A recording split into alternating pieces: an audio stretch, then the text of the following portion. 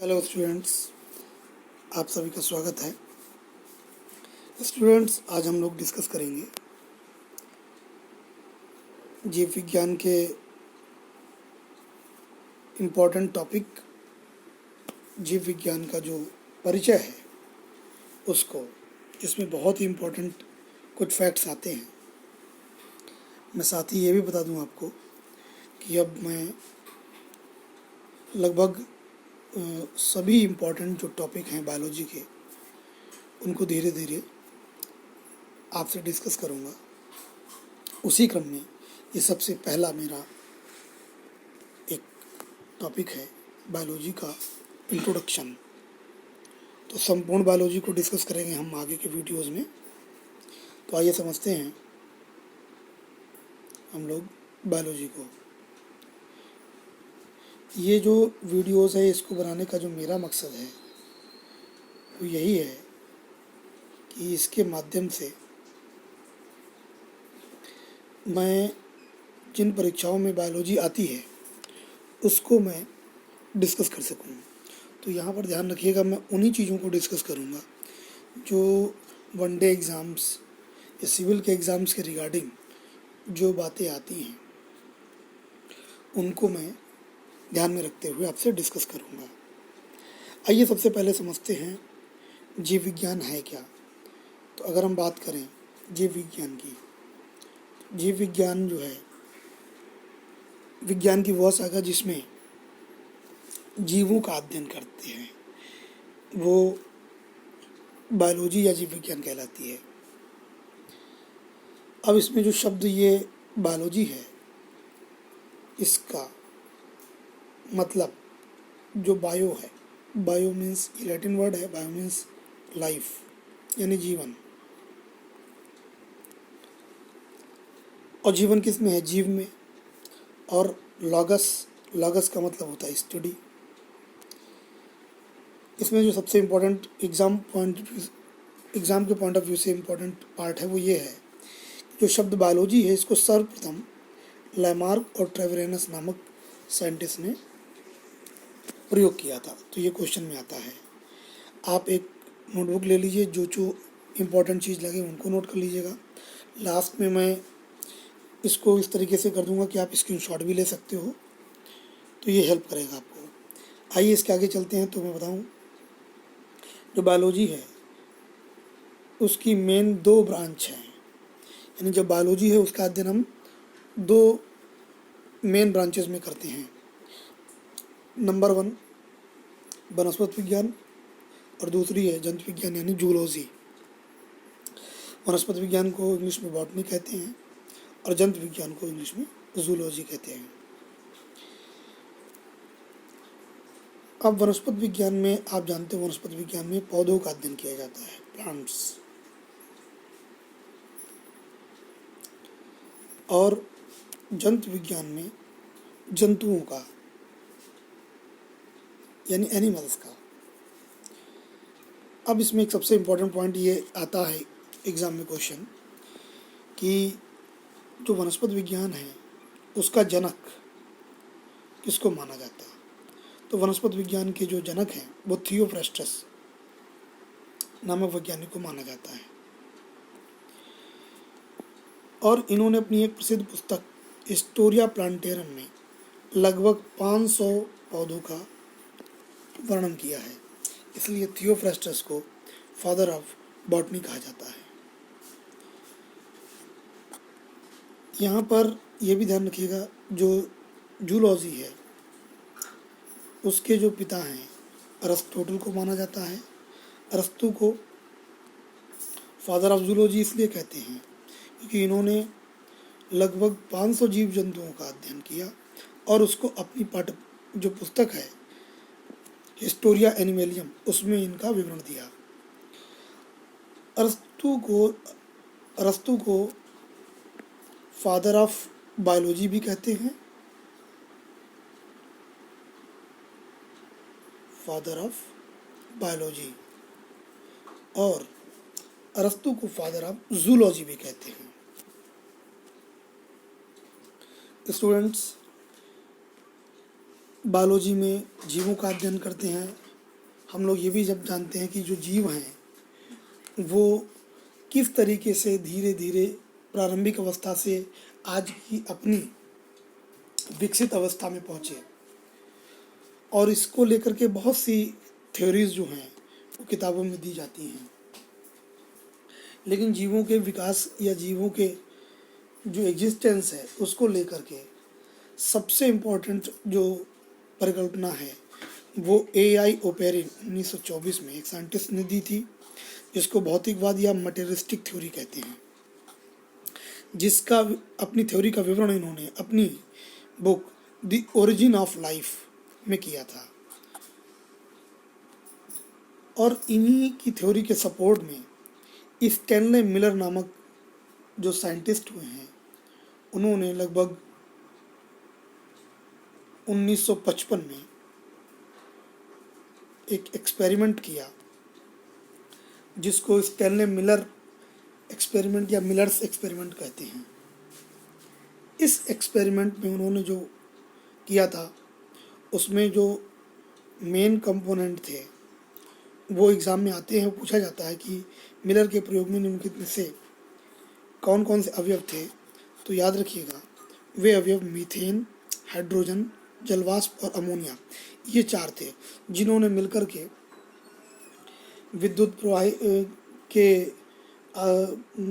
वातावरण में इन पदार्थों ने मिलकर के अमीनो एसिड, सरल शर्कराएं, कार्बनिक एसिड और अन्य कार्बनिक यौगिकों का निर्माण किया, जो कि माना जाता है जीव जंतुओं में यही पदार्थ पाए जाते हैं।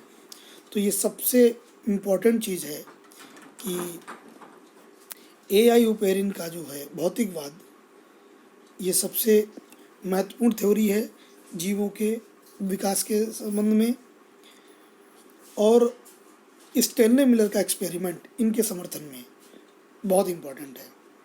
फिर इसमें मैं बता दूं कि मानव रोगों पर सर्वप्रथम मानव के द्वारा लिखे हुए लेख सबसे पहले हिप्पोक्रेटस नामक साइंटिस्ट के द्वारा मिले,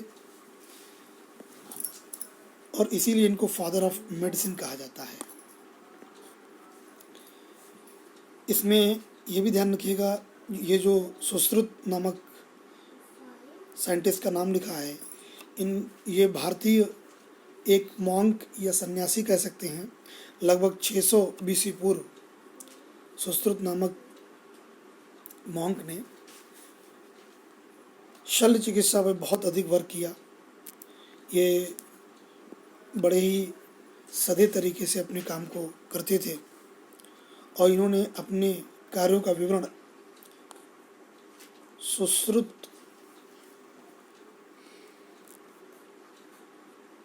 संहिता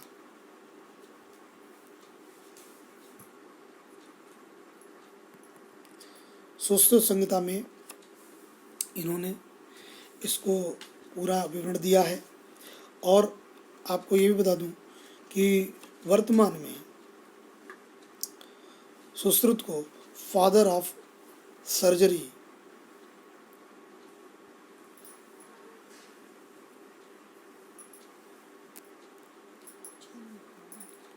कहा जाता है। तो ये ध्यान रखिएगा कि सुश्रुत जो हैं वो फादर ऑफ सर्जरी कहलाते हैं। इसके हम आगे जब बढ़ते हैं तो जीव विज्ञान की कुछ महत्वपूर्ण ब्रांचेस हैं, उनको भी समझ लें, बहुत ही इम्पोर्टेंट हैं। वैसे तो जीव विज्ञान में बहुत सी शाखाएं हैं, लेकिन कुछ इम्पोर्टेंट जिनको मैं यहाँ पे डिस्कस करूँगा, इनको नोट करिएगा आप लोग। सबसे पहले है क्रैनियोलॉजी। क्रैनियोलॉजी में करोटी का अध्ययन किया जाता है। करोटी यानी कि जो सर का भाग होता है, शरीर में जो सिर होता है, हेड पोर्शन का अध्ययन जो है वो क्रैनियोलॉजी के अंतर्गत किया जाता है। नेक्स्ट है इसमें न्यूरोलॉजी। तो न्यूरोलॉजी के अंदर तंत्रिका तंत्र का अध्ययन करते हैं, यानी जिसमें दिमाग होता है, ठीक है, तंत्रिकाएं होती हैं, इनका अध्ययन न्यूरोलॉजी के अंतर्गत किया जाता है। नेक्स्ट है इसमें सार्कोलॉजी, या इसको मायोलॉजी भी कहते हैं। इसमें हम लोग पेशियों का अध्ययन करते हैं। पेशियाँ यानी मसल्स, इनका अध्ययन सार्कोलॉजी के अंतर्गत किया जाता है। नेक्स्ट है हीमेटोलॉजी, बहुत ही इंपॉर्टेंट है। इसे रुधिर विज्ञान भी कहते हैं। रुधिर का अध्ययन यानी ब्लड का अध्ययन हीमेटोलॉजी के अंतर्गत किया जाता है। नेक्स्ट है आपका ऑस्टियोलॉजी। तो जो ऑस्टियोलॉजी है इसमें कंकाल तंत्र का अध्ययन किया जाता है, स्केलेटन सिस्टम का। Study of skeleton system is known as osteology. Next है एंजियोलॉजी। एंजियोलॉजी में हम लोग सर्कुलेटरी सिस्टम का, यानी कि ब्लड जिस तंत्र में फ्लो करता है उस सिस्टम का अध्ययन, जिसमें कि हार्ट आता है, वेन्स आती हैं, आर्टरीज आती हैं, यानी शिराएं, धमनियाँ, इन सब का जिसमें अध्ययन करते हैं उसको एंजियोलॉजी कहते हैं। नेक्स्ट है odontology, very very important. Odontology में दांतों का अध्ययन किया जाता है, study of teeth known as odontology. Next है इसमें ऑर्गेनोलॉजी। तो इसमें हम लोग अंगों का अध्ययन, जो शरीर के अलग अलग अंग होते हैं उनका हम अध्ययन करते हैं, तो यह विज्ञान कहलाती है ऑर्गेनोलॉजी। नेक्स्ट है इसमें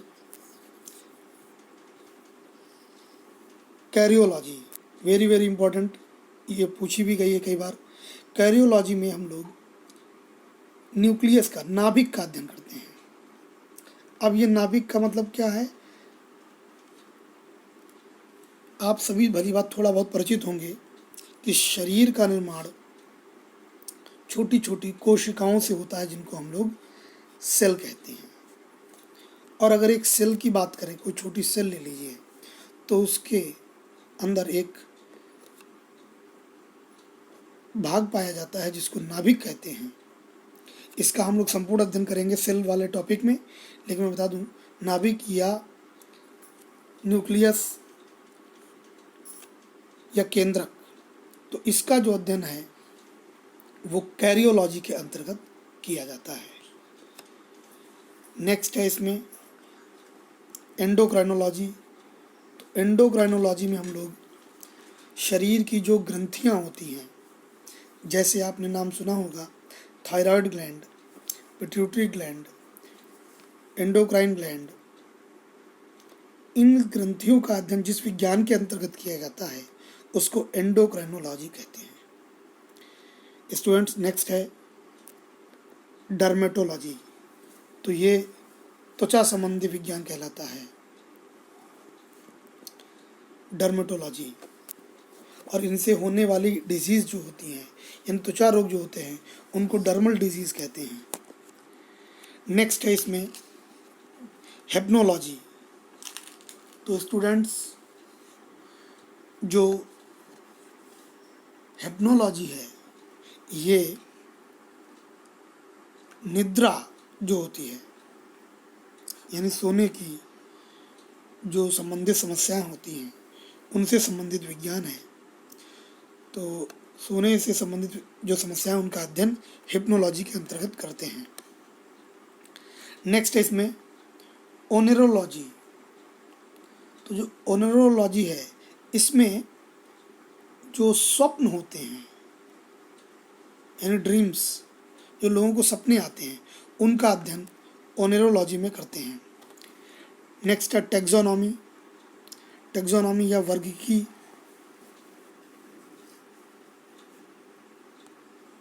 टैक्सोनॉमी में हम लोग वर्ग की, यानी जीवों का जो वर्गीकरण है या पौधों का जो वर्गीकरण है, जिस विज्ञान के अंतर्गत इन जीवों का वर्गीकरण किया गया है उसको टैक्सोनॉमी कहते हैं।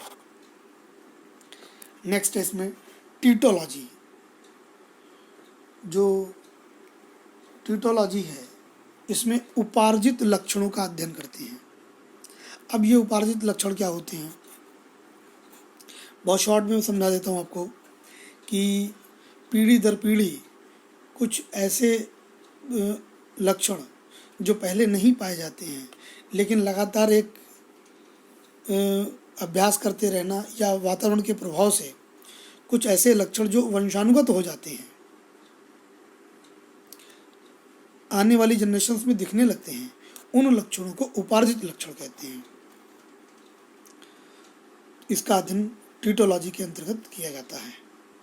नेक्स्ट है वेरी इंपॉर्टेंट जेनेटिक्स यानी अनुवांशिकी। ऐसे लक्षण जो पीढ़ी दर पीढ़ी आते रहते हैं, यानी कि माता पिता से मिलते हैं और उसके बाद में अगली संतानों में जाते हैं, उन लक्षणों को आनुवांशिक लक्षण कहते हैं। नेक्स्ट है पैरासिटोलॉजी, परजीवी विज्ञान। ऐसे जीव जो दूसरे जीवों पर अपना जीवन जीते हैं उनको पैरासाइट कहते हैं और उनका अध्ययन पैरासिटोलॉजी कहलाता है। नेक्स्ट है पैथोलॉजी। पैथोलॉजी में हम लोग रोग जनकता यानी कि किसी रोग का कारण और उसका निदान, वो पैथोलॉजी में हम लोग पढ़ते हैं। नेक्स्ट है ट्रोफोलॉजी। ट्रोफोलॉजी या इसको पोषण विज्ञान भी कहते हैं, पोषण विज्ञान। तो इसका जो अध्ययन है वो ट्रोफोलॉजी में किया जाता है। नेक्स्ट है एंटोमोलॉजी, वेरी वेरी इंपॉर्टेंट। तो जो एंटोमोलॉजी है वो कीट विज्ञान के नाम से जाना जाता है। तो कीट पतंगों का अध्ययन जो है वो हम लोग एंटोमोलॉजी में करते हैं। फिर आता है मिर्मेकोलॉजी, वेरी इंपॉर्टेंट। मिर्मेकोलॉजी में हम लोग चींटियों का अध्ययन करते हैं, चींटियों का अध्ययन, study of ants known as myrmecology. Next है एरेक्नोलॉजी, ये भी इंपॉर्टेंट है। इसमें मकड़ियों का अध्ययन किया जाता है, study of spider known as arachnology. Next है स्थायोलॉजी, ये भी बहुत इंपॉर्टेंट है। स्थायोलॉजी में मछलियों का अध्ययन किया जाता है। देखिए एक अंतर बता दूं मैं, मछलियों का अध्ययन और मछलियों का पालन ये दोनों अलग अलग चीज़ें हैं। मछलियों का अध्ययन स्थायोलॉजी में करते हैं और उनका पालन जो है वो फिशरी में करते हैं। तो स्टूडेंट्स इस डिफरेंस को याद रखिएगा। नेक्स्ट है इसमें आपकी साइंस हर्पिटोलॉजी। तो जो हर्पिटोलॉजी होती है उसमें उभयचर और सरीसृप, उभयचर और सरीसृप। मैं बता दूं, ये जो सरीसृप होते हैं जैसे कि सांप, छिपकली, केचुए, सांप, छिपकली और कछुए, ये सरीसृप जो है वर्ग में आते हैं। तो इनका अध्ययन और जो उभयचर हैं, उभयचर यानी जैसे मेढक, इनका अध्ययन जिस विज्ञान के अंतर्गत करते हैं उसको हर्पिटोलॉजी कहते हैं। स्टूडेंट नेक्स्ट है इसमें ऑर्निथोलॉजी, वेरी इंपॉर्टेंट। पक्षियों का जो अध्ययन है वो ऑर्निथोलॉजी कहलाता है।